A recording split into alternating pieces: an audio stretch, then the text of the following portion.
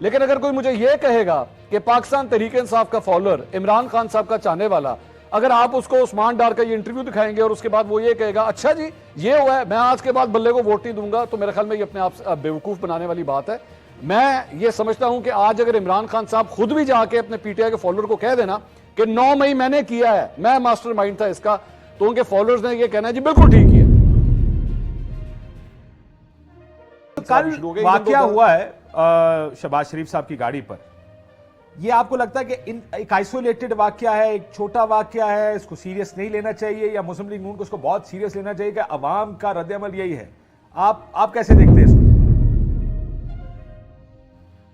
अगर तो पाकिस्तान तहरीक इंसाफ को आपने खुल के खेलने दिया, हाथों से रस्सी खोल दी, टांगों से रस्सी खोल दी, मुंह से पट्टी उतार दी, आंखों से पट्टी उतार दी और खुल के उसको हाथ पैर चलाने दिए, तो फिर तो लाहौर नहीं बचता नून लीग के हाथ में, फिर गया हर सूरत गया हाथ से। लेकिन एक ऐसी कालक है, एक ऐसी स्याही है, ऐसा कीचड़ है, अगर वो आ जाए ना सामने, तो वो बड़े बड़े सियासतदान के मुंह के ऊपर जो है ना, वो जब चिपक जाता है तो वो उतरता नहीं है, और उसका नाम है महंगाई। सबसे पहले तो काशिफ साहब, आपकी जो कोऑर्डिनेटर है और मेरे प्रोग्राम के जो कोऑर्डिनेटर हैं, मेरा ख्याल में हमें सबसे पहले तो इनको फायर करना चाहिए और इनको फारिग करके ना नए कोऑर्डिनेटर हायर करें, क्योंकि माशाल्लाह ऐसा कोऑर्डिनेटर जिसको वो शख्स मिल गया जो रोती बिलकती माँ को अपनी औलाद नहीं मिल रही थी, वो पिछले 25 दिन से जो है वो राह तक रही थी कि मेरा पुत्र घर कब आएगा, वो ढूंढ नहीं सकी, उसके भाई उसको ढूंढ नहीं सके, पिटिशन फाइल करनी पड़ी सिंध हाई कोर्ट में, वो फिर भी उस्मान डार नहीं मिल सके। लेकिन वो जो कोऑर्डिनेटर है उसने तलाश कर लिया कि उस्मान डार किसी मंजी के नीचे छुपे हुए थे या किसी अलमारी के पीछे छुपे हुए थे, वहां से ढूंढ निकाल के जो है वो ले आए। अच्छा, दूसरी बात यह कि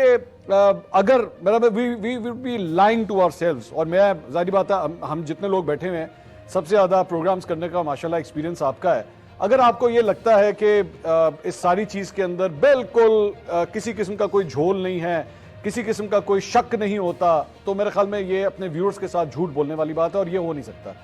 मैंने पूरा वो जो 1 घंटे का पूरा एपिसोड देखा है, सवालात ही सवालात हैं। मैं I don't want to comment on the anchor, क्योंकि मेरे ख्याल में वो वैसे भी बुरा लगता है कि आप ये लगेगा जैसे पता नहीं अपने कंपेटिटर को जो है वो कुछ कहने की कोशिश कर रहे हैं, लेकिन the whole thing did not look right. मतलब ये कोई ऐसे मैचेस में से जिसमें आपको लगता है ना कि यार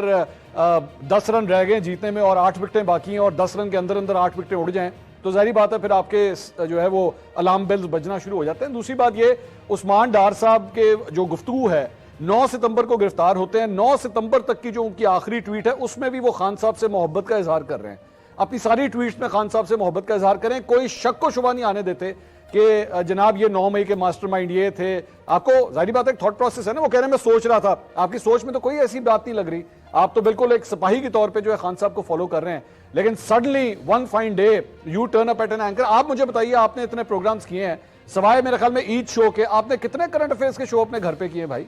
आपने कितने करंट अफेयर्स के शोज में अपने गेस्टों को जो है वो घर पे बुला के आपने प्रोग्राम्स किए हैं? So there are too many questions. और कानूनी पॉइंट ऑफ व्यू से, यस, कानूनी पॉइंट ऑफ व्यू से हो सकता है डार साहब जाएं, जाके गवाही दे दें अदालत के अंदर और कह दें कि मैं बगैर किसी प्रेशर के कर रहा हूं, बगैर किसी फोर्स के कर रहा हूं। हो सकता है वो खान साहब के लिए बहुत बड़ी प्रॉब्लम बन जाए। लेकिन अगर कोई मुझे यह कहेगा कि पाकिस्तान तहरीक इंसाफ का फॉलोअर, इमरान खान साहब का चाहने वाला, अगर आप उसको उस्मान डार का ये इंटरव्यू दिखाएंगे और उसके बाद वो ये कहेगा अच्छा जी ये हुआ है, मैं आज के बाद बल्ले को वोट नहीं दूंगा, तो मेरे ख्याल में ये अपने आप बेवकूफ बनाने वाली बात है। मैं ये समझता हूं कि आज अगर इमरान खान साहब खुद भी जाके अपने पीटीआई के फॉलोअर को कह देना कि 9 मई मैंने किया है, मैं मास्टरमाइंड था इसका, तो उनके फॉलोअर्स ने ये कहना है जी बिल्कुल ठीक किया। उनकी सोच ऐसी बन चुकी है, वो कहेंगे बिल्कुल ठीक किया, they will not even question it. Kashif भाई, मैं ना हमेशा इस बात का कायल हूं कि सियासतदान कितना ही हैंडसम हो, कितना खूबसूरत हो, कितना ईमानदार हो, बड़ा एक्सपीरियंस्ड हो, उसका माजी जिस तरह ये लोग 2013 से लेकर 2017 को बेचने की कोशिश कर रहे हैं नून लीग वाले, कुछ ऐसा भी हो, what ever it is the case, लेकिन एक ऐसी कालक है, एक ऐसी स्याही है, ऐसा कीचड़ है, अगर वो आ जाए ना सामने, तो वो बड़े बड़े सियासतदान के मुंह के ऊपर जो है ना वो जब चिपक जाता है तो वो उतरता नहीं है, और उसका नाम है महंगाई। इमरान खान साहब का जब दौर था, उसने भी इमरान खान साहब का सारा वो जो हीरोइज्म था उसको उठा के बाहर फेंक दिया था और लोग इमरान खान साहब को बुरा भला कहना शुरू हो गए थे। शहबाज शरीफ साहब के बारे में कहा जाता था जनाब डिलीवर करने वाला बंदा है, क्या जबरदस्त एक्सपीरियंस है, ये करके दिखाएगा, उनको भी बेड़ागर किया महंगाई ने। आज भी यही सूरत हाल है। आप नवाज शरीफ को ले आए, नवाज शरीफ साहब 100 दफा जाके उन लोगों को समझाएं, जो मर्जी कर दें, लेकिन वही महंगाई का कीचड़ जब सामने आता है ना तो वो किसी को नहीं बख्शता। यहां पे भी यही सूरत हाल है। मैं मरियम नवाज साहबा की बहुत कोशिशें होगी, बहुत उन्होंने एफर्ट की होगी, लेकिन आप उनकी अपनी टीम के अंदर भी अगर आप उठा के देखें तो ऐसा मिसट्रस्ट है। मैं आपको एक छोटी सी एग्जांपल देता हूं, आप हैरान होंगे। मरियम औरंगजेब हैं, मरियम औरंगजेब जो है वो मरियम नवाज की राइट हैंड पर्सन समझी जाती हैं। वेरी दोस्तों आपस में सहेलियों वाला सूरत हाल है। आपको मरियम